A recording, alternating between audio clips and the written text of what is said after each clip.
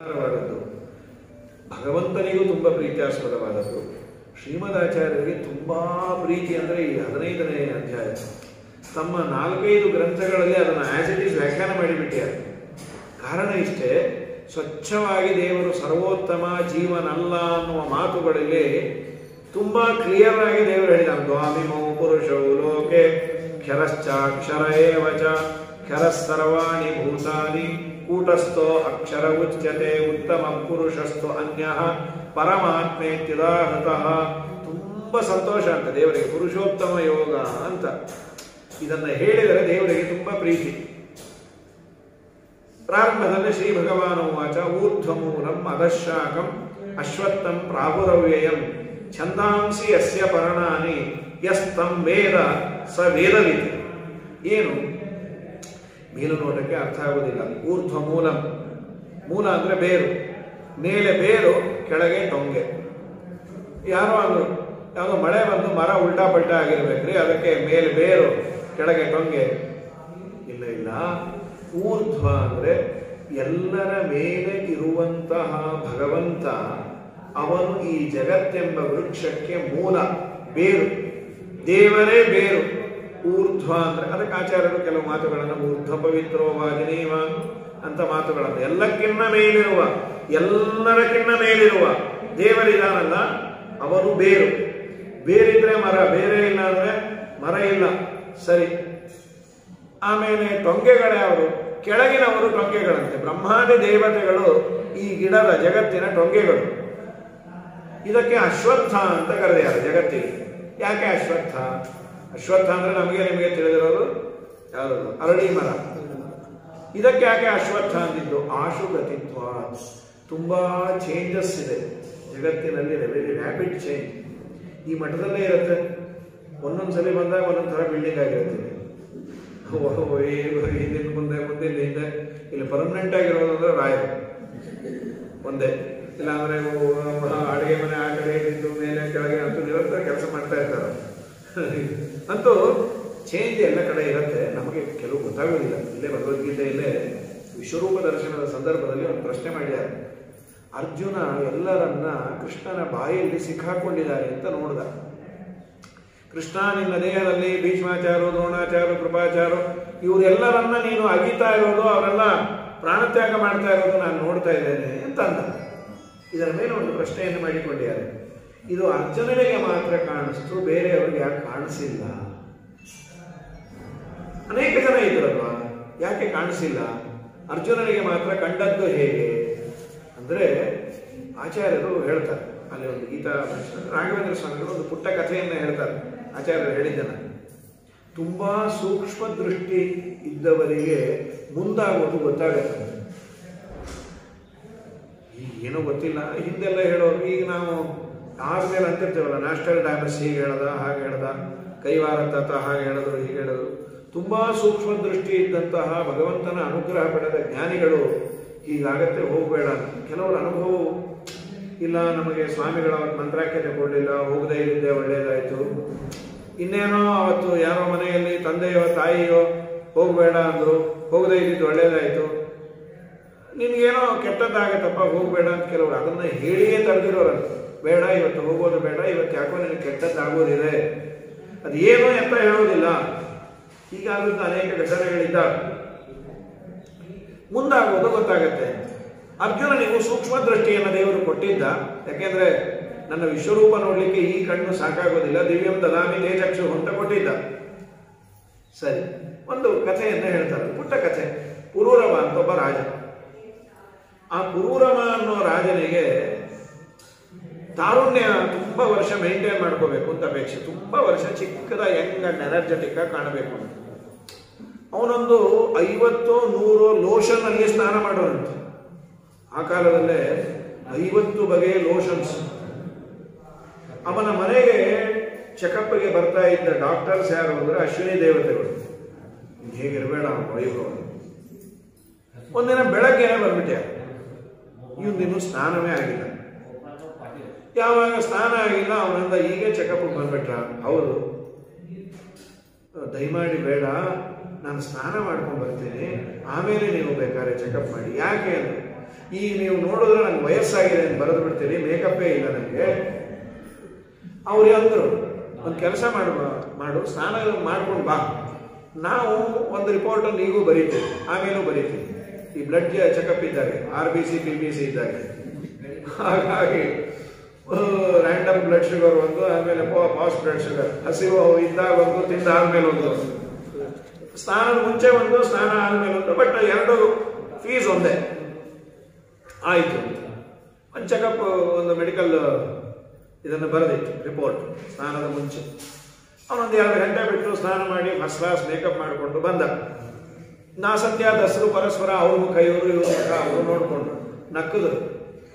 ಅವನಂದ, first ಬರೆದಿರೋದು report ತಪ್ಪಾಗಿದೆ ಅಲ್ಲ, ವಯಸ್ಸಾಗಿದೆ ಅಂತ ಬರೆದಿದ್ವಿ. ಇಲ್ಲಪ್ಪ, ಸ್ನಾನದ ಮುಂಚೆ ಹುಡುಗ ಇದ್ದಾಗಿದ್ಯೋ, ಸ್ನಾನ ಆಗಿ ಬರೋದ್ರಲ್ಲಿ ಮುದುಕ ಆಗ್ಬಿಟ್ಟೆಲ್ಲ.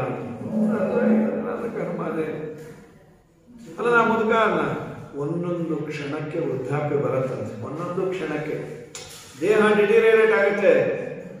ಹೋದ ವರ್ಷ ಇದ್ದ ಶಕ್ತಿ ಈಗಿಲ್ಲ ಅಲ್ಲ, ಹೋದ ಅವರಲ್ಲಿದ್ದದ್ದು ಈಗಿಲ್ಲ. ಪುಣ್ಯಕ್ಕೆ ನಮಗೆ ವಯಸ್ಸಾದದ್ದು ಕಾಣಲ್ಲ, ಬದುಕಿದ್ದೀವಿ ಒಂದೊಂದು ಕ್ಷಣಕ್ಕೂ. ಬಟ್ ನಮ್ಮನ್ನ ಅಪರೂಪಕ್ಕೆ ನೋಡಿದವ್ರು ಗೊತ್ತಾಗಿಬಿಡುತ್ತೆ, ತುಂಬಾ ದಿನ ಬಿಟ್ಟು ನೋಡ್ತಾರಲ್ಲ. ನೀವು ಅವರೇನಾದ್ರು ಹೂನ್ರಿ, ಅಯ್ಯೋ ಗೊತ್ತೇ ಆಗಲ್ಲಪ್ಪ. ಕೆಲವರು ಬೋಲ್ಡಾಗಿ ಹೇಳೇ ಬಿಡ್ತಾರೆ, ಹಿಂಗೆ ಹೇಳ್ತೀನಿ ಅಂತ ತಿಳ್ಕೊಬೇಡ್ರಿ, ನಿಮ್ಮ ತಾತ ಇದ್ದಾಗ ನೀವಿದ್ದೀರಿ. ನಮ್ಮ ತಾತನೇ ನಮಗೆ ಕಂಪೇರ್ ಮಾಡಿ ನಿಮ್ಮ ತಾತ ಇದ್ದಾಗ ನೀವಿದ್ದೀರಿ. ಇನ್ನು ಮೈ ಹೊರದೋಗುತ್ತೆ, ಬಾಯಿ ಮುಚ್ಚರಿ. ನಾವು ಹಾಗೆಲ್ಲ ಅನ್ನಬಾರ್ದು. ಸರಿ ಕಾಣಿಸ್ತಾ ಇದ್ದೀರಲ್ಲ, ಕ್ಷಣ ಕ್ಷಣಕ್ಕೆ ನಮಗೆ ವೃದ್ಧಾಪ್ಯ ಬರುತ್ತೆ. ಸೂಕ್ಷ್ಮ ದೃಷ್ಟಿ ಇದ್ದವರು ಕಾಣುತ್ತೆ. ಹಾಗೆ ಊರ್ಧ್ವಮೂಲಂ ಅಧಃಶಾಖಂ ಅಶ್ವತ್ಥಂ ಆಶುಗತಿತ್ವ, ತುಂಬಾ ಚೇಂಜಸ್ ಜಗತ್ತಿನಲ್ಲಿ ಇದ್ದದ್ದರಿಂದ ಇದಕ್ಕೆ ಅಶ್ವ ಅಂತ ಕರೀತಾರೆ. ಈ ಅಶ್ವ ಅನ್ನೋದು ದೇವರಿಗೆ ಥ ಅಂದ್ರೆ ಅನ್ನ, ಜಗತ್ತನ್ನೇ ದೇವರು ಉಣ್ಣುವುದರಿಂದ ಜಗತ್ತಿಗೆ ಅಶ್ವತ್ಥ ಅಂತ ಹೆಸರು. ತುಂಬಾ ಸ್ಪೀಡಾಗಿ ಚೇಂಜ್ ಆಗುವ ಜಗತ್ತು ಅಶ್ವ. ಇವತ್ತು ಅಷ್ಟೇ ಹಾರ್ಸ್ ಪವರ್ ಅಂತಾರಲ್ಲ, ಇದಕ್ಕೆಲ್ಲ ಟೆಕ್ನಿಕಲ್ ಆಗಿ ಹಾರ್ಸ್ ಪವರ್. ನಿಮ್ಮ ಮೋಟರ್ ಎಷ್ಟು HP ಹಾರ್ಸ್ ಪವರ್ ಅಂತಾರೆ.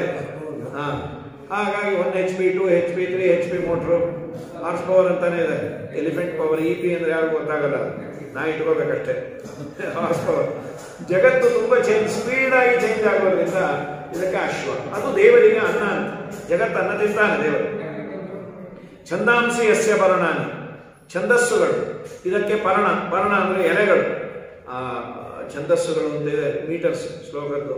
ಯಸ್ಯ ಪರ್ಣಾನಿ ಯಸ್ ತಂಬೇದ ಸಬೇದ ವೇದ, ಯಾರು ಇದನ್ನ ತಿಳಿದುಕೊಂಡ್ಯಾನೆ ಅವನೇ ವೇದ ಬಲ್ಲವನು ಅಂಥೇಳಿ ಜಗತ್ತಿನ ಸ್ವರೂಪವನ್ನ ಹೇಳಿದ್ರು. ತುಂಬಾ ಅದ್ಭುತವಾದ ಮಾತುಗಳು. ಮುಂದೇನು, ಅಧಶ್ಚೋರ್ಧಂ ಪ್ರಸತ ತಸ್ಯ ಶಾಖಾ ಗುಣಪ್ರವೃದ್ಧ ವಿಷಯ ಪ್ರವಾಲಾಃ ತಸ್ಯ ಜಗದಾಖ್ಯ ವೃಕ್ಷಸ್ಯ ಶಾಖಾಃ ಶಾಖಾಸ್ಥಾನೀಯಾಃ ಮಹದಾದ್ಯಾಃ ಅಷ್ಟೋ ಪದಾರ್ಥಾಃ. ಜಗತ್ತಿಗೆ ಟೊಂಗೆಗಳಂತೆ ಇರುವಂತಹ ಈ ಬ್ರಹ್ಮಾದಿ ದೇವತೆಗಳು, ಅದರ ಒಳಗೆ ದೇವರು ಅನುಸೃತವಾಗಿ ಪ್ರವೇಶ ಮಾಡ್ಯಾನೆ. ದೇವರಿದ್ರೆ ಅವರೆಲ್ಲ ಕೆಲಸ. ಟೊಂಗೆ ರೆಂಬೆಗಳಲ್ಲೂ ದೇವರು ಪ್ರವೇಶ ಮಾಡ್ಯಾನೆ. ಗುಣ ಪ್ರವೃದ್ಧ ವಿಷಯ ಪ್ರವಾಲ, ವಿಷಯಗಳೆಂಬ ಪ್ರವಾಲ ಅಂದ್ರೆ ಚಿಗುರು. ಈ ಚಿಗುರು ನೋಡ್ಲಿಕ್ಕೆ ತುಂಬಾ ಚೆನ್ನಾಗಿರುತ್ತೆ. ಮಾವಿನ ಚಿಗುರು ಕೆಂಪದಾಗಿ ಮುಟ್ಟಕ್ಕೆ ಅದರ ಸ್ಪರ್ಶ ಜ್ಞಾನ ತುಂಬಾ ಆನಂದವಾಗಿರುತ್ತೆ. ಅದರಂತೆ ವಿಷಯಗಳು ನೋಡ್ಲಿಕ್ಕೆ ತುಂಬಾ ಚೆನ್ನಾಗಿರುತ್ತೆ. ಕಣ್ಣು, ಕಿವಿ, ಮೂಗು, ಬಾಯಿಗೆ ಬೇಕಾದ ವಿಷಯಗಳೆಲ್ಲ ಇದೆಯಲ್ಲ. ಕಣ್ಣಿಗೆ ರೂಪ, ಕಿವಿಗೆ ಶಬ್ದ. ಅದರಲ್ಲೂ ನಮ್ಮನ್ನು ಯಾರನ್ನ ಹೊಗಳ್ತಾ ಇದ್ರೆ ಎಷ್ಟು ಸಂತೋಷವೋ. ನಿಜವಾಗ್ಲೂ ಅವ್ರು ತುಂಬಾ ಒಳ್ಳೆಯವರು. ಯಾಕೆ ಅಂದ್ರೆ ನಮ್ಮನ್ನು ನೋಡಿದಾಗೆಲ್ಲ ಅಂತ ನೀವು ದೇವರಿದ್ದ ಹಾಗೆ ಅಂತ ಅವ್ರಿಗೊಬ್ಬರಿಗೆ ಗೊತ್ತಾಗಿರೋರು ನಾ ದೇವರಿದ್ದ ಹಾಗೆ ಅಂತ. ಮನುಷ್ಯನಿಗೆ ನಮ್ಮನ್ನು ಹೊಗಳೋದು ಕೇಳೋದು ಏನು ಆನಂದ. ಅದಕ್ಕೆ ಪ್ರತಿ ಸಲ ಅವ್ರು ಬಂದಾಗೆಲ್ಲ ಅವ್ರ ಮುಂದೆ ಹೋಗಿ ನಿಂತ್ಕೋತೀನಿ ಅಂತ ಅವ್ರೊಂದು 5 ನಿಮಿಷ ಹೊಗಳಬಿಟ್ಟು ಇವ್ರ ಹತ್ರ ಏನ್ ಬೇಕೋ ಅಲ್ಲಿ ಕಿತ್ಕೊಂಡು ಕಳಿಸ್ತಾ ಇರ್ತಾರೆ. ಹೀಗಾಗಿ ಮನುಷ್ಯನಿಗೆ ಈ ನಮ್ಮನ್ನ ಹೊಗಳೋದು, ನಮಗೆ ಬೇಕಾದದ್ದು, ಅದು ವಿಷಯಗಳು ಸಿಗ್ತಾ ಇದ್ರೆ ತುಂಬಾ ಚಂದ. ಅದರ ಒಂದಿನ ಅಡಿಕ್ಟ್ ಆಗಿಬಿಡ್ತೀವಿ. ದೇವರು ಕೊಟ್ಟದ್ದು ಸಾಧನೆಗಾಗಿ.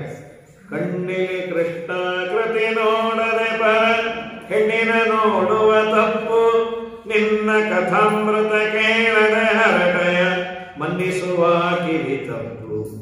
ಅನ್ನವ ನಿನಗರ್ಪಿಸದೆ ಅಜ್ಞಾನದಿ ಉಣ್ಣುವ ನಾಲಿಗೆ ತಪ್ಪು, ಚಿನ್ಮಯ ಚರಣಕ್ಕೆ ನಗದೆ ಉನ್ಮತ್ತನಿಗೆ ನಮಿಸುವ ಚಿರತಪ್ಪು ತಪ್ಪುಗಳ ಪರಿಹರಿಸಿ ಕಾಯ ನಮ್ಮಪ್ಪನಲ್ಲವೇ ನೀನು.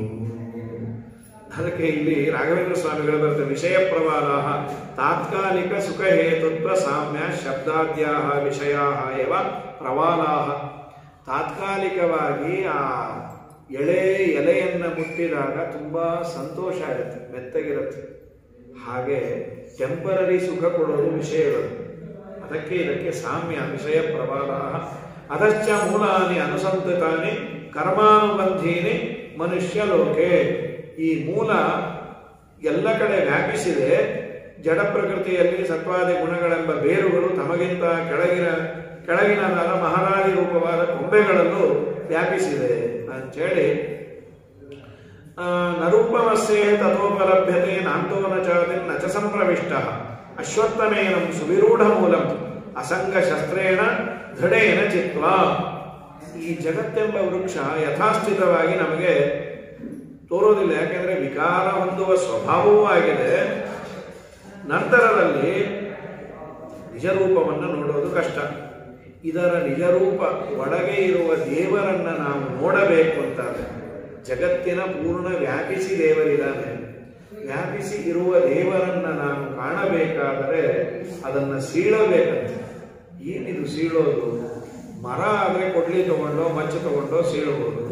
ಈ ಜಗತ್ತೆಂಬ ವೃಕ್ಷ ಕಂಪೇರ್ ಮಾಡಿದ್ದೀರಿ, ಇದನ್ನು ಸೀಳೋದು ಅಂದ್ರೆ ಹೇಗೆ, ಏನು ಎತ್ತ ಅಂದ್ರೆ ಜಗತಃ ಜನ್ಮ ಸಂಹಾರ ಕರ್ತೃತ್ವ ಹೇತುನ ಆದ್ಯಂತ ಪದೋಕ್ತೋ ವಿಷ್ಣು ಸಂಪ್ರವಿಷ್ಟಶ್ಚ.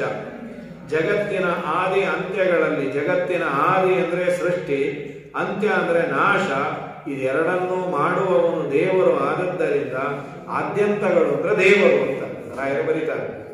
ಜಗತ್ತೋ ಜನ್ಮ ಸಂಹಾರ ಕರ್ತೃತ್ವ ಹೇತುನ ಆದ್ಯಂತ ಪದೋಕ್ತೋ ವಿಷ್ಣು. ಈ ಜಗತ್ತಿನ ಅಣುರೇಣುಗಳಲ್ಲಿ ಅವನು ವ್ಯಾಪಿಸಿಕೊಂಡು ಇದ್ದಾನೆ. ಅಂತಹ ಭಗವಂತನನ್ನ ನೀನು ಕಾಣಬೇಕಾದರೆ, ದೇವರು ಎಲ್ಲ ಕಡೆ ವ್ಯಾಪ್ತನಾಗಿದ್ದಾನೆ, ಅದು ನಮಗೆ ಕಾಣಿಸ್ತಾ ಇದೆ. ಇದು ಪ್ರಾಮಾಣಿಕವಾಗಿ ಹೇಳಬೇಕು, ಎಲ್ಲ ಕಡೆ ಇದ್ದಾನೆ. ಇಂಥೊಂದು ಪ್ರಶ್ನೆ ಮಾಡಿಕೊಂಡಿದ್ದಾರೆ. ಅತಿ ಸೂಕ್ಷ್ಮವಾದ ಒಂದು ಸಣ್ಣ ಗುಂಡು ಸೂಜಿ ಅಥವಾ ಸೂಜಿ, ಅದು ಬಿದ್ದಿದ್ರೆ ಕಾಣುತ್ತೆ, ಈಗ ಕಾಣೋದಿಲ್ಲ. ಮನೆ ಪೇಂಟ್ ಗೇಂಟ್ ಮಾಡಬೇಕಾದ್ರೆ ಈ ಮಂಚಾಗಿಂತ ಸರಿಸಿದಾಗ ಎಲ್ಲ ಕಾಣುತ್ತೆ. ಗುಂಡು ಪೆನ್ನು ಇನ್ನೊಂದು ಮತ್ತೊಂದು, ನೋಡೋ ಆ ಪೆನ್ನು ಅಂತ ಹೊಡ್ಕೋತಾ ಇದೆಯಲ್ಲ ಇಲ್ಲಿ ಬಿದ್ದಿದೆ ಅಂತ, ಅದೊಂದು 50 ಅಲ್ಲಿರುತ್ತೆ. ಅತಿ ಸಣ್ಣ ಪದಾರ್ಥವು ಒಂದಲ್ಲ ಒಂದು ದಿವಸ ಕಾಣುತ್ತೆ. ನಿಮ್ಮ ದೇವರು ಎಲ್ಲ ಕಡೆ ವ್ಯಾಪ್ತನಾಗಿದ್ದಾನೆ ಅಂತೇಳಿ ಕಾಣಿಸೋದೇ ಇಲ್ಲ. ಇದು ನೀವು ಸುಳ್ಳು ಹೇಳ್ತೀರೋ ನಿಜ ಅನ್ನೋ. ಅದಕ್ಕಂದ್ರು ಇದ್ದದ್ದು ಕಾಣಬೇಕು ಅಂದ್ರೆ ಸ್ವಲ್ಪ ಪ್ರಯತ್ನ ಮಾಡಬೇಕು. ಇದ್ದದ್ದೆಲ್ಲ ಕಾಣಿಸ್ಬೇಕು ಅನ್ನೋ ನಿಯಮ ಇಲ್ಲ.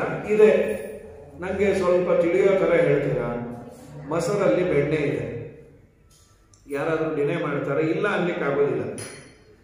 ಮೊಸರನ್ನ ಕಡದಾಗೆ ಬೆಣ್ಣೆ ಬರೋದು. ಅದೇ ಮೊಸರನ್ನ ಕಾಸಿದ್ರೆ ತುಪ್ಪ ಆಗಲ್ಲ, ಇದ್ದು ಮೊಸರು ಹಾಳಾಗತ್ತೆ. ಚೆನ್ನಾಗಿ ಮಥನ ಮಾಡಿದ್ರೆ ಇದ್ದ ಬೆಣ್ಣೆಯೇ ವ್ಯಕ್ತ ಆಗತ್ತೆ. ಎಲ್ಲ ಕಡೆ ವ್ಯಾಪ್ತನಾದ ದೇವರನ್ನ ನೀನು ಕಾಣಬೇಕು ಅಂದ್ರೆ ಚೆನ್ನಾಗಿ ಕಡಗೋಲು ತಗೊಂಡು ಕಡೆದಂತೆ ನಿನ್ನ ಮನಸ್ಸಿನಲ್ಲಿ ದೇವರ ವಿಚಾರವನ್ನ ಮೇಲಿಂದ ಮೇಲೆ ಮಾಡಿದರೆ ದೇವರು ಕಾಣಿಸ್ತಾನೆ. ಇದ್ದದ್ದೇ ವ್ಯಕ್ತ ಆಗತ್ತೆ. ನಾನು ಪ್ರಯತ್ನ ಮಾಡಿ ತುಂಬ ಕಮ್ಮಿ. ದೇವರು ಸುಮ್ಮನೆ ಕಾಣು ಕಾಣು ಕಾಣು ಅಂದ್ರೆ ಕಾಣಿಸ್ತಾನ? ಏನು ಪ್ರಯತ್ನ ಮಾಡಿದ್ವಿ? ಸಾವಿರಾರು ಜನ್ಮಗಳು ದೇವರಿಗಾಗಿ ತಪಸ್ಸನ್ನ ಮಾಡಿ ಒದ್ದಾಡಿದವರಿಗೆ ದೇವರು ಕಾಣಿಸ್ತಾನೆ. ಹಾಗಾಗಿ ಎಲ್ಲ ಕಡೆ ವ್ಯಾಪ್ತನಾಗಿದ್ದಾನೆ. ಎಳ್ಳೊಪ್ಪನಯ ಮುಳ್ಳೋ ಮನಯ ಪಳ್ಳೋ ಬಿಡದೆ ಹೊರಗೆ ಎಲ್ಲ ಟಾಣಿನಲ್ಲಿ ಲಕುಮಿನಲ್ಲನಿದ್ದಾನೆ ಪ್ರಾಣಿ. ಚಿಂಜಾಕ ಮಾಡುತ್ತೀನಿ ಚಿನ್ಮಯನಿದ್ದಾನೆ, ಚಿಂತಾರತ್ನವೆಂಬ ಅನಾಥನಿದ್ದಾನೆ. ಈ ಜಗತ್ತಿನ ಒಳಗೆ ದೇವರಿದ್ದಾನೆ. ಜಗತ್ತು ಬೇರೆ, ದೇವರು ಬೇರೆ ಅನ್ನುವ ಜ್ಞಾನ ಇದೇ ಕೊಡಲಿ ಅಂತೆ. ಶಾಸ್ತ್ರಜನ ಶ್ರವಣಾದಿಗಳಿಂದ ಅವನನ್ನು ಅನ್ವೇಷಣೆ ಮಾಡಬೇಕು. ದೇವರನ್ನ ಹುಡುಕೋದು ಅಂದ್ರೆ ಏನು? ಇನ್ನೊಂದು ದೇವರ ಪಟ್ಟಿಗೆ ಹುಡುಕಾಗಲ್ಲ. ಶಾಸ್ತ್ರವನ್ನ ಕೇಳಿ ಓದಿ ಆಮೇಲೆ ಶಾಸ್ತ್ರ ಹೇಳಿದಂತೆ ದೇವರನ್ನ ಅರಸಿದರೆ ಸಿಗ್ತಾನೆ. ಶಾಸ್ತ್ರವನ್ನ ಕೇಳುವಿಕೆ ಇದೆಯಲ್ಲ, ಇದು ದೇವರನ್ನ ಕಾಣಲಿಕ್ಕೆ ಇರುವ ಶಾಲೆ, ಅದನ್ನೇ ಬರೀತಾರೆ. ಹಾಗಾಗಿ ತತಃಪರಂ ತತ್ ಪರಿಮಾರ್ಗಿತವ್ಯಂ ಯಸ್ಮಿನ್ ಗತ ನನಿವರ್ತಂತಿ ಭೂಯಃ. ಆ ಪರಮಾತ್ಮನನ್ನ ತತಃಪರಂ ಪರಾಪರ ತತ್ವ ವಿಷಯ ವಿಮರ್ಶಾದ ಅನಂತರಂ ತತ್ ಉದ್ವಾದಿಪದೇನ ಪ್ರಕೃತಂ ಬ್ರಹ್ಮ. ಪರಾಪರ ತತ್ವಕ್ಕೆ ನಿಯಾಮಕನಾದ ಭಗವಂತನನ್ನ ನೀನು ನೋಡಬಹುದು. ಒಮ್ಮೆ ನೋಡಿದೆ ಅಂತಾದರೆ ಪುನಃ ನೀನು ಸಂಸಾರಕ್ಕೆ ಬರೋದಿಲ್ಲ. ದೇವರ ದರ್ಶನ ಆದರೆ ಇನ್ ದಿ ಸೆನ್ಸ್ ಅಪರೋಕ್ಷ ಜ್ಞಾನ ಆಯಿತು ಅಂದರೆ ಅವನಿಗೆ ಪ್ರಾರಬ್ಧ ಕರ್ಮ ಇದ್ದಷ್ಟು ದಿವಸ ಜನ್ಮಗಳು, ಜನ್ಮ ಎಲ್ಲ ಮುಗಿದ ಅಂತಂದ್ರೆ ಇನ್ನು ಲಿಂಗದೇಹ ಭಂಗಾಗಿ ದೇವರ ಮನೆಗೆ ಹೋಗ್ತಾನೆ. ನಿರ್ಮಾಣ ಮೋಹ ಜಿತಸಂಗ ದೋಷ ಅಧ್ಯಾತ್ಮ ನಿತ್ಯ ವಿನಿವೃತ್ತ ಕಾಮಾಹ ದ್ವಂದ್ವೈರ್ ವಿಮುಕ್ತಾ ಸುಖ ದುಃಖ ಸನ್ನೆ ಗಚ್ಚಂತ್ಯ ಮೂಢ ಪರಮವ್ಯಯಂ ತತೆ. ನನ್ನ ಮನೆಗೆ ನೀವು ಬರಬೇಕಾದರೆ ಹೇಗಿರಬೇಕು? ದೇವರು ಹೇಳ್ತಾನೆ ನಿರ್ಮಾಣ ಮೋಹ. ಮಾನ ಮೋಹ ಎರಡು ಬಿಡಬೇಕಂತೆ. ಮಾನ ಬಿಡೋದು ಅಂದ್ರೆ ಏನು? ನಾವು ಅನ್ಕೊಂಡಿರೋ ಮಾನ ಅಲ್ಲ ಅಂತಿರ್ತೀವಲ್ಲ, ಅವ್ರ ಮಾನ ಇಲ್ಲ ಮರ್ಯಾದೆ ಇಲ್ಲ ಅಂತ, ಅದಲ್ಲ. ಮಾನ ಅಂದ್ರೆ ಅಭಿಮಾನ. ನಾನು ದೊಡ್ಡವನು ಅನ್ನೋ ಈಗೋಯಿಸಮ್ ಬಿಡು ಅಂತಾರೆ. ನಾನು ದೊಡ್ಡವನು, ನನಗೆ ಹಾಗಂದ್ರು, ನನಗೆ ಹೀಗಂದ್ರು. ಇಡೀ ಜೀವನ ನಾವು ಯಾರ್ದೋ ಮೇಲೆ ದ್ವೇಷ ಸಾಧಿಸ್ತಾ ಇರ್ತೀವಿ. ನಂಗೆ ಅವ್ರು ಅಂದಿದ್ದಾರೆ, ಅವ್ರು ಕೆಳಗೆ ಬೀಳೋವರೆಗೂ ನಾವು ರಾಯರನ್ನು ನೋಡಲ್ಲ ಅಂತ ಪ್ರತಿಜ್ಞೆ ಮಾಡಿ. ರಾಯರಿಗೆ ಕೈಯಲ್ಲಿ ನೋಡ್ರೆ ಇದ್ರೆ ಏನೇ ಸೇವೆ ಮಾಡಿಸಿದ್ರು ನಿಮ್ಗೇನು ಒಳ್ಳೇದಾಗಬೇಕಾ? ಇಲ್ಲ ಇಲ್ಲ, ನಮ್ಮ ಪಕ್ಕದ ಮನೆಯವರು ಕಾಲು ಮುರಿಬೇಕು ಅಂತ ನೀವು ಮಾಡಿ ಅಂತ. ಅದಕ್ಕಲ್ಲ, ನಿರ್ಮಾಣ ಮೋಹ, ಮಾನಮೋಹಗಳು. ಭಗವತ್ ಪ್ರತಿಪತ್ತವು ಸಾಧನಾಂತರಾಣ್ಯ ನಿರ್ಮಾಣ ಮಾನಮೋಹಾಭ್ಯಾಂ. ಮಾನ ಅಂದ್ರೆ ಅಹಂಕಾರ, ಮೋಹ ಅಂದ್ರೆ ಮಿಥ್ಯಾಜ್ಞಾನಾಭ್ಯಾಂ ನಿರ್ಗತಃ ತಾಭ್ಯಾಂ ಹೀನ. ಯಾವ ವ್ಯಕ್ತಿಗೆ ಅಹಂಕಾರ ಇಲ್ಲ, ನಾನು ದೊಡ್ಡವನು, ನಾ ಮಾಡೋದೇ ಸರಿ, ಇರಬಾರದು. ಇನ್ನೊಬ್ಬನು ಮಾಡೋದನ್ನು ಗೌರವಿಸಬೇಕಲ್ಲ. ಒಬ್ಬೊಬ್ಬರಿಗೆ ಒಂದೊಂದು. ಒಬ್ಬ ಶಾಸ್ತ್ರದ ಅಧ್ಯಯನವನ್ನು ಮಾಡಿ ದೇವರನ್ನ ತಿಳಿದಂತಹ ಒಬ್ಬ, ಇನ್ನೊಬ್ಬನಿಗೆ ಶಾಸ್ತ್ರಾಧ್ಯಯನ ಮಾಡಲಿಕ್ಕೆ ಆಗಿಲ್ಲ. ಅವನಿಗೆ ಅನುಕೂಲ ಇದೆ, ಬುದ್ಧಿಯೆಲ್ಲ ಇದೆ, ಮನೆಯಲ್ಲಿ ವಯೋವೃದ್ಧರಾದ ತಂದೆ ತಾಯಿಗಳಿದ್ದಾರೆ, ಅವರ ಸೇವೆಯನ್ನು ಮಾಡಿಕೊಂಡಿದೆ. ನನಗೆ ಪಾಠ ಪ್ರವಚನಕ್ಕೆ ಬಂದರೆ ಅವರನ್ನು ನೋಡ್ಕೊಂಬೋದು ಯಾರಿಲ್ಲ. ಅಂಥ ಸಂದರ್ಭದಲ್ಲಿ ಅದು ಒಂದು ದೊಡ್ಡ ದೇವರ ಪೂಜೆನೆ. ಏನು ಪ್ರಯೋಜನನೇ ಇಲ್ಲ, ನಿನ್ನ ಪುಸ್ತಕ ಅಂದ್ರೆ ಏನೋ ಗೊತ್ತಿಲ್ಲ. ಅವನು ಗೊತ್ತಿಲ್ಲ ಸ್ವಾಮಿ, ಬರ್ಲಿಕ್ಕೆ ಆಗ್ತಾ ಇಲ್ಲ ಪಾಠಕ್ಕೆ. ನೋ ನೋ ನೋ, ಇದೆಲ್ಲ ಅನ್ಯಾಯ. ನಿನ್ನ ಅಪ್ಪ ಅಮ್ಮ ನೋಡ್ಕೊಂಡ್ರೆ ಅವ್ರು ಇವತ್ತಲ್ಲ ನಾಳೆ ಹೋಗ್ತಾರೆ. ಭಗವದ್ಗೀತೆ ಜಾತಸ್ಯ ಧ್ರುವ ಮೃತ್ಯು ಅಂತ ಹೀಗೆ ಕೂತ್ರೆ ದೊಡ್ಡ ಪುಸ್ತಕ ತಂದು ಅವ್ರ ತಲೆ ಮೇಲೆ ಎದ್ದಾಕ್ಬಿಟ್ರೆ ಗೋವಿಂದಾರೆ ಅಲ್ಲ. ಇನ್ನೊಬ್ಬನಲ್ಲಿ ಒಬ್ಬ ಗೋಸೇವೆಯನ್ನು ಮಾಡ್ತಾನೆ, ಇನ್ನೊಬ್ಬ ತಂದೆ ತಾಯಿಯ ಸೇವೆಯನ್ನು ಮಾಡ್ತಾನೆ, ಅದು ಒಂದು ದೇವರ ಪೂಜೆ. ಅದನ್ನ ನಾನು ಗೌರವಿಸದೆ ನಾನು ಮಾಡುವುದು ಮಾತ್ರ ದೇವರ ಪೂಜೆ. ಶಾಸ್ತ್ರಾಧ್ಯಯನವೋ ಅಥವಾ ಒಳ್ಳೆ ಮಡಿಯಲ್ಲಿ ದೇವರ ಪೂಜೆ ಮಾಡೋದು, ಇದು ಮಾತ್ರ ದೇವರ ಪೂಜೆ ಅಂತಂದ್ರೆ ಅದು ತಪ್ಪು ಅಂತಾರೆ. ಈಗ ಭಾಗವತನ ಆಚಾರ್ಯ ತಾತ್ಪರ್ಯವನ್ನು ಬರೀತಾರೆ. ನನ್ನ ಭಕ್ತನನ್ನ ದ್ವೇಷ ಮಾಡಿದರೆ ನನಗೆ ತುಂಬಾ ಬೇಜಾರು, ನಾನು ನಿಮ್ಮ ನೋಡೋದೇ ಇಲ್ಲ ಅಂತ. ಯಸ್ತಾನ್ ದ್ವೇಷ್ಟಿ ಸತಾನ್ ದ್ವೇಷ್ಟಿ ಯಸ್ತಾನ್ ಅನುಚತಾನಂ. ಅದಕ್ಕೆ ಮಾನ ಮೋಹ. ಮಾನ ಅಂದ್ರೆ ಅಹಂಕಾರ, ಮೋಹ ಅಂದ್ರೆ ವಿಪರೀತ ಜ್ಞಾನ. ಇದೆರಡೂ ಇಲ್ಲ ಅಂದ್ರೆ ಜಿತ ಸಂಘದೋಷ. ಸಂಘದೋಷ ಅಂದ್ರೆ ಜಿತ ವಿಷಯ ಸಂಘದೋಷ. ವಿಷಯಾಸಕ್ತಿ ಎಂಬ ದೋಷವನ್ನ ನಾವು ದೂರ ಮಾಡಿರಬೇಕಂತೆ. ಆಧ್ಯಾತ್ಮ ನಿತ್ಯ. ಆಧ್ಯಾತ್ಮ ಜ್ಞಾನೇ ಭಗವತ್ ಶ್ರವಣಾರು ನಿರತಾ. ಭಗವಂತನ ಬಗ್ಗೆ ಹೇಳುವಂತಹ ಶಾಸ್ತ್ರದಲ್ಲಿ ನಿರತರಾಗಿರ್ಬೇಕು. ಕೇಳೋದು ಸ್ವಲ್ಪ ಕೇಳಿ ಅಂತ. ಅವನ ಶ್ರವಣ ಮನನ ನಿಧಿಧ್ಯಾಸನ ಅವಿನ್ನುವಿನ ಭಕ್ತಿ ಮಹಾಪ್ರಸದಂಗಳು ಕೈವಲ್ಯ ಪದಕಿ ಕಿರಣೀಚಣಿಕೆಂದು ಭಾವಜ್ಞರು ಬೆಳರು. ವೀರ ಭಾವಜ್ಞರು ಬೆಳರು. ಜೀವಕ್ಕೆ ಜವನ ಬದೆಗಳನ್ನು ತಪ್ಪಿಸಿ ಪಾವನ ವೈಕುಂಠಪುರದೊಳಗೆಂದೆಂದು ಆವಾಸವ ಮಾಡಿ ಸುಖಿಸಬೇಕಾದರೆ ಸೇವಿಸು ವೈಷ್ಣವರ. ನೀ ಸೇವಿಸು ವೈಷ್ಣವರ. ನಾರಾಯಣನ ನೆನೆ ಮನವೇ ನಾರಾಯಣನ ನೆನೆ. ಭಗವಂತನ ವಿಷಯವನ್ನ ಕೇಳೋದಕ್ಕೆ ಆಧ್ಯಾತ್ಮ ನಿತ್ಯ ಅನ್ನೋದಕ್ಕೆ ಅರ್ಥ ಆಗೋದಿಲ್ಲ. ರಾಯರು ಬರೀತಾರೆ, ಭಗವಂತನನ್ನ ತಿಳಿಸಿಕೊಡುವ ವಿಷಯಗಳ ಶ್ರವಣ ಮನನ ಧ್ಯಾನ, ಅದರಲ್ಲಿ ನಿರತನಾಗಿರು. ಶ್ರವಣಾದೋ ನಿರತಾಃ ವಿಶೇಷತೋ ನಿವೃತ್ತ ವಿಷಯ ತೃಷ್ಣಾಃ ಸುಖ ದುಃಖ ಸನ್ನೈಃ ದ್ವಂದ್ವೈರ್ ವಿಮುಕ್ತಾಃ ಸುಖ ದುಃಖಗಳು ಏನಾದರೂ ಒಂದೇ ಥರ ಇರೋದಿಲ್ಲ, ಪ್ರಾಕ್ಟೀಸ್ ಇಲ್ಲ. ಈಗ ನಾವು ಹೊಡ್ಕೋತಾ ಇದ್ದೀವಿ, ಮಳೆ ಬಂದರೂ ಹೊಡ್ಕೋತೀವಿ. ಇನ್ನೊಂದು ವಾರ ಮಳೆ ನಿಂತ ಆದ್ಮೇಲೆ ಕೆಟ್ಟ ಬಿಸಿಲಾದ್ರೆ ಯಾವ ಸಾಕಾಗೋಯ್ತವ್ರು ಈ ಡಿಸೆಂಬರಲ್ಲಿ ಏನು ಬಿಸಿಲು ಅಂತ. ದೇವರಂತ ನಿಮ್ಗೆ ಏನು ಕೊಡಬೇಕು? ಮಳೆ ಕೊಟ್ಟರು ಹೊಡ್ಕೋತೀವಿ, ಬಿಸಿಲು ಮಳೆ ಅಂತೂ ಸಾಕಾಗಿದೆ. ಈಗ ಇದನ್ನು ಬೈಬಾರ್ದಂತ, ಅವನನ್ನು ಬೈಬಾರ್ದಂತ. ಎಷ್ಟು ಬೈಕೋತೀವೋ, ಒಂದು ಬಟ್ಟೆ ಒಣಗ್ತಾ ಇಲ್ಲ, ವಾಷಿಂಗ್ ಮಿಷಿನಲ್ಲಿ ಇದ್ದಿದ್ದು ಅಲ್ಲೇ ಇದೆ, ಬಟ್ಟೆ ಒಣಗಿದ ಧೋತ್ರಗಳು ಒಣಗ್ತಾ ಇಲ್ಲ, ಒದ್ದೊದ್ದೇ ಉಟ್ಕೊಂಡು ಪೂಜೆ ಮಾಡ್ತಾ ಇದ್ದೇವೆ. ಹಾಗಾಗಿ ದೊಡ್ಡ ಸುಖ ದುಃಖಗಳು ಇದು ಜೀವನದ ಧರ್ಮ. ನಾನು ಹಿಂದೆ ಮಾಡಿದ ಪಾಪ ಪುಣ್ಯದ ಮೇಲೆ ಇವತ್ತು ಸುಖ ದುಃಖಗಳನ್ನು ದೇವರು ಕೊಡ್ತಾನೆ. ಜ್ಞಾನಿಗಳಿಗೆ ಅನುಸಂಧಾನ ಇರುತ್ತೆ. ಸುಖವಾಗಲಿ ಬಹು ದುಃಖವಾಗಲಿ ಸಖ ನೀನಾಗಿರು ಪಾಂಡುರಂಗ. ಸುಖವೋ ದುಃಖವೋ ಏನು ಕೊಡ್ತೇವೆ ಕೊಡು, ನಿನ್ನನ್ನು ಮರೀದೇ ಇರೋ ಥರ ಭಾವನೆಯನ್ನು ಕೊಡು.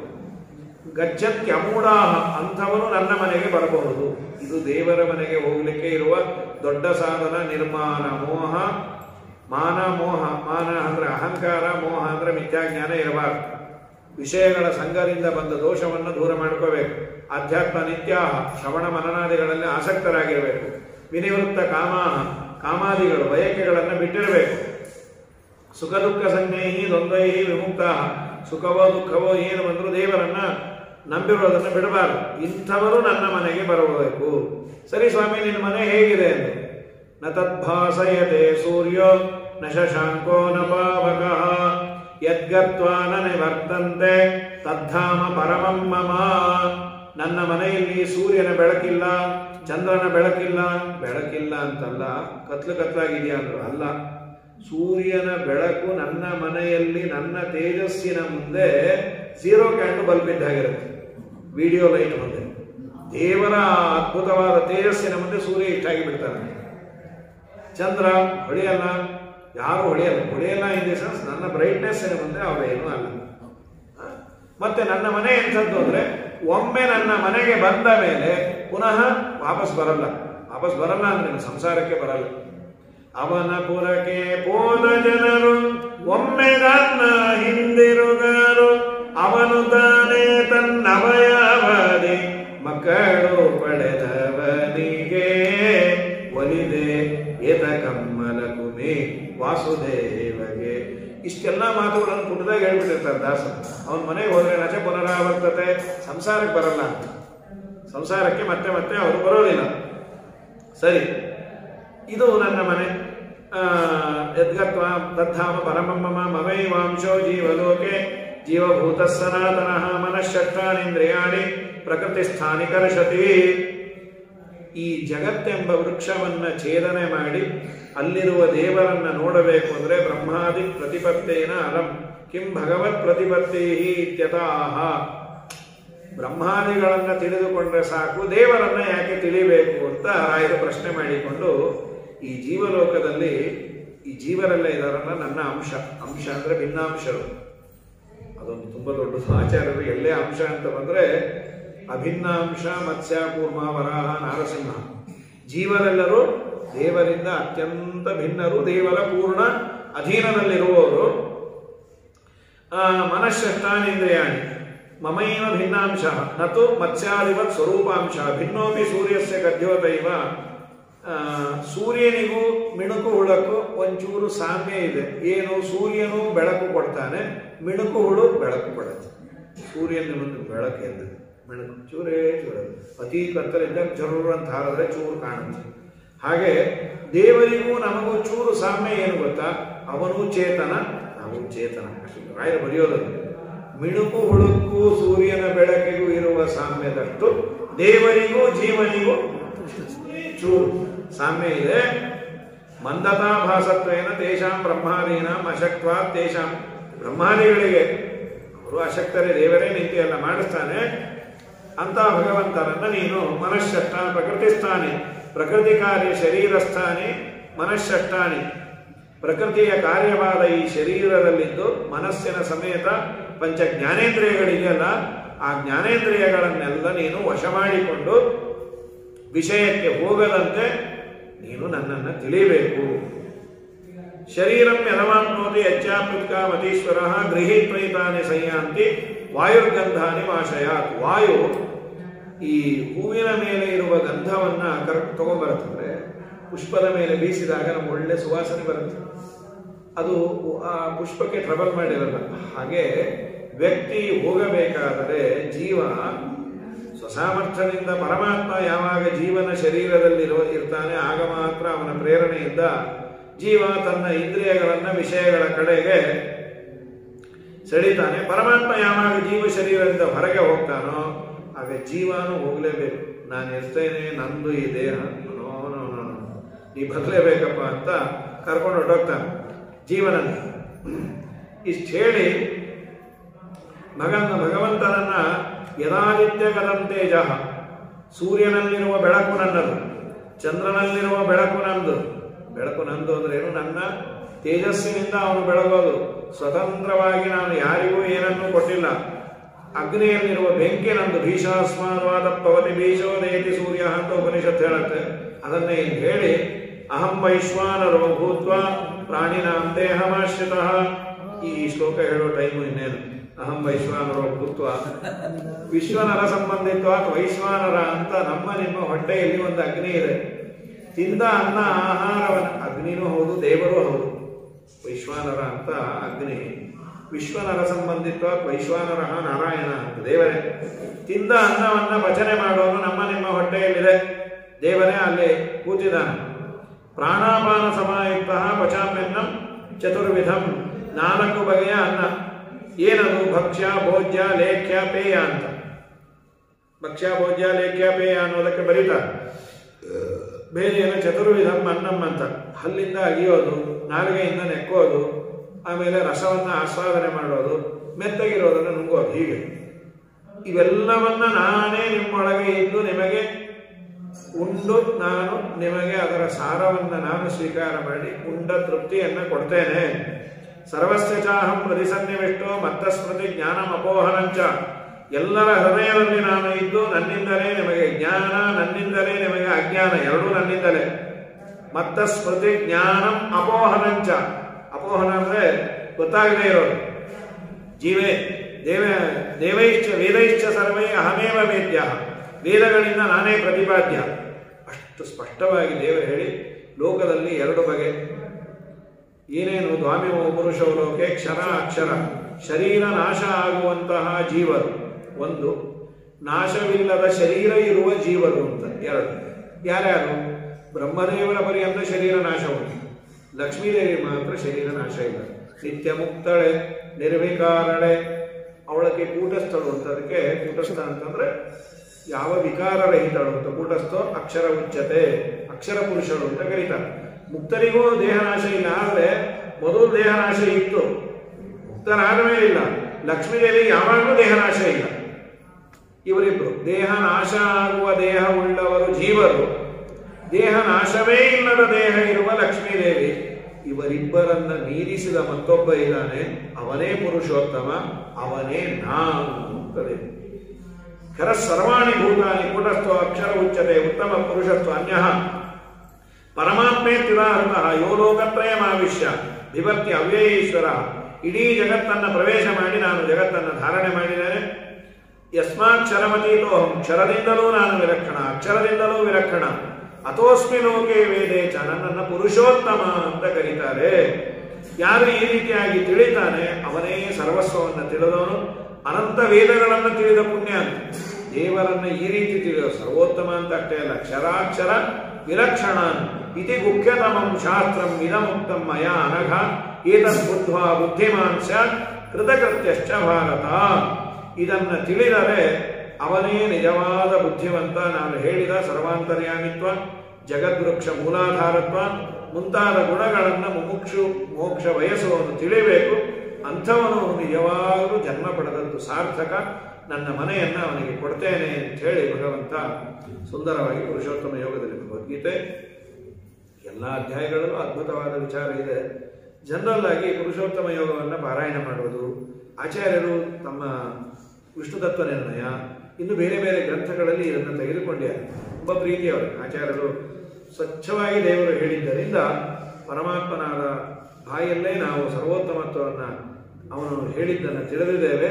ಆದ್ದರಿಂದ ಇದು ಶ್ರೇಷ್ಠ ಅಂತ, ಅದಕ್ಕೆ ಪುರುಷೋತ್ತಮ ಯೋಗ ಅಂತ ವಿಶೇಷವಾಗಿ ಈ ಮಾಸದಲ್ಲಿ ಅದರ ಜೊತೆಯಲ್ಲಿ ಇವತ್ತು ಅಕ್ಷೋಭ್ಯ ತೀರ್ಥರ ಉತ್ತರಾರಾಧನೆ, ನಿನ್ನೆ ಪೂರ್ವಾರಾಧನೆ, ಅಕ್ಷೋಭ್ಯ ತೀರ್ಥರ ನಿನ್ನೆ ಮಧ್ಯಾರಾಧನೆ, ಇವತ್ತು ಉತ್ತರಾರಾಧನೆ. ಬಹಳ ದೊಡ್ಡವರು, ಟೀಕಾಕೃತ್ಪಾದರನ್ನು ಜಗತ್ತಿಗೆ ಕೊಟ್ಟಂತಹ ಮಹಾನುಭಾವರು. ಶುಕವ ಶಿಕ್ಷಿತೋಸ್ಮ್ಯಹಂ ಅಂತ ಟೀಕಾರಾಯ. ನನಗೆ ಗಿಣಿಯಂತೆ ಪಾಠ ಹೇಳಿದವರು ಅಕ್ಷೋಭ್ಯ ತೀರ್ಥರು ಅಂತ.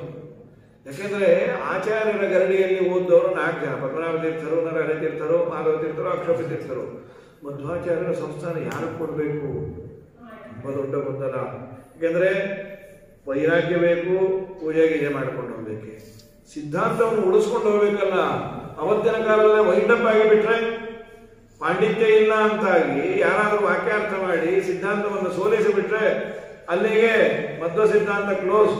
ಯಾರು ಕೊಡೋದು ಅಂತ ದೇವರನ್ನೇ ಪ್ರಾರ್ಥನೆ ಮಾಡಿದಾಗ ಅಕ್ಷೋಭ್ಯ ತೀರ್ಥರಿಗೆ ಸ್ವಪ್ನದಲ್ಲಿ ಬಂದು, ಇವತ್ತು ಸೀವೆ ಬಂದು ಬಾಯ ಹಚ್ಚಿ ನೀರು ಕುಡಿತಾನೆ, ಅವನಿಗೆ ಕೊಡು.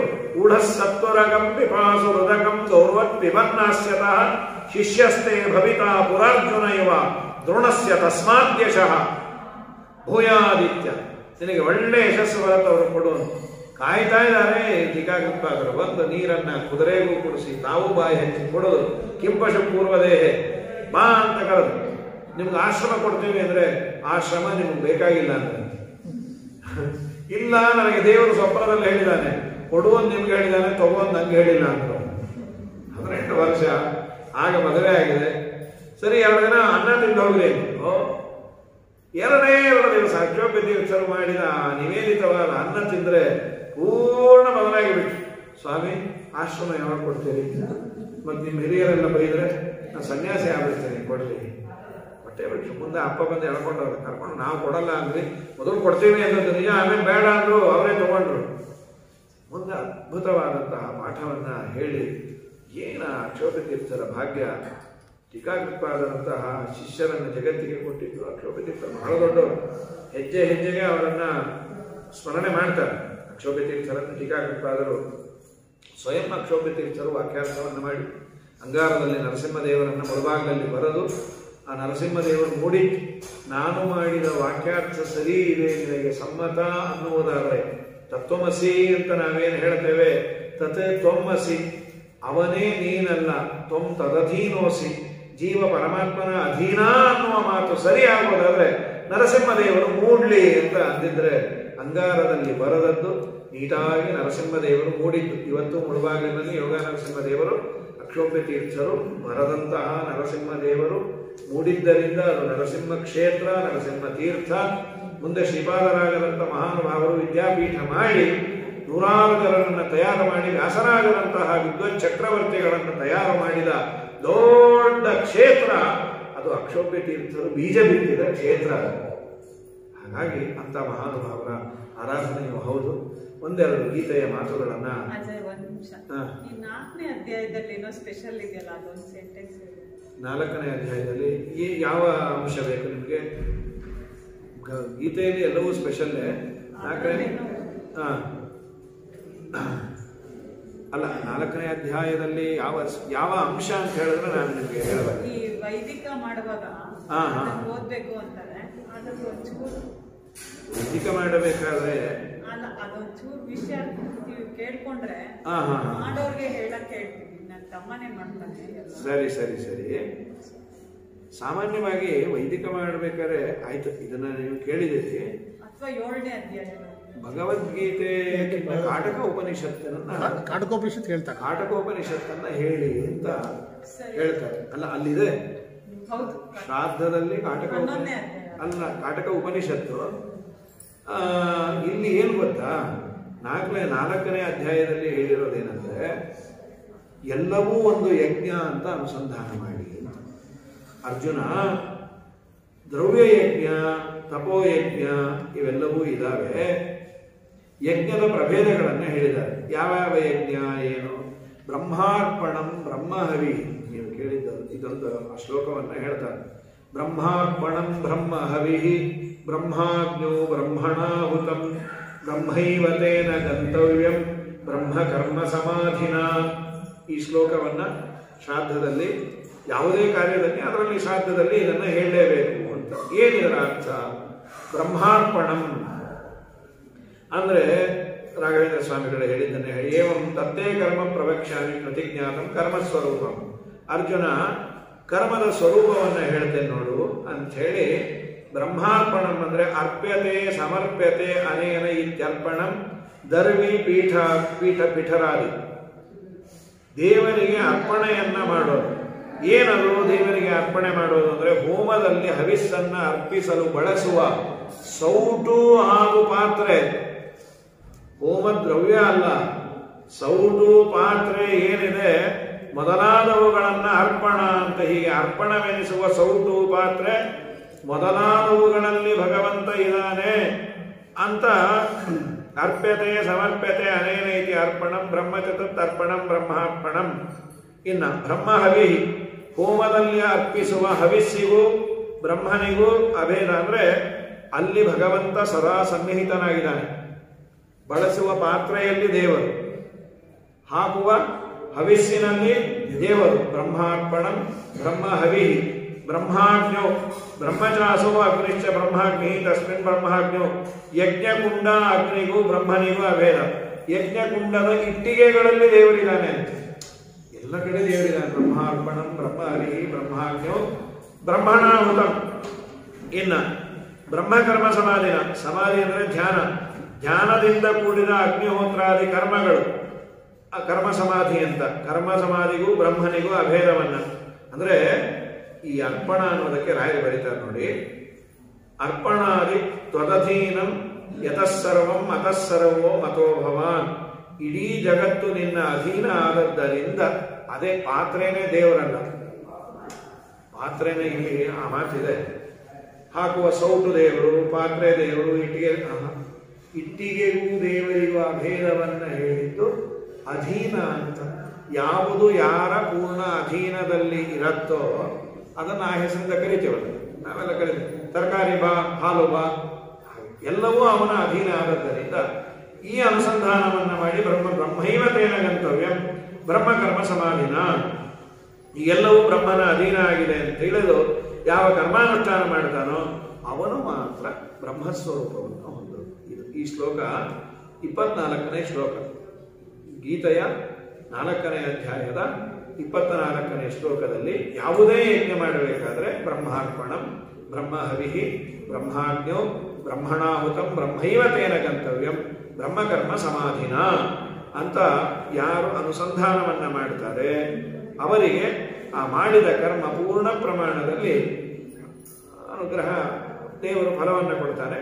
ಇದು ಯಜ್ಞಗಳನ್ನ ಆಮೇಲೆ ಮಾತನ್ನ ಯಾರಿಗೂ ನೋವಾಗದಂತೆ ಆಡೋದು ವಾಂಗ್ಮಯ ಯಜ್ಞ.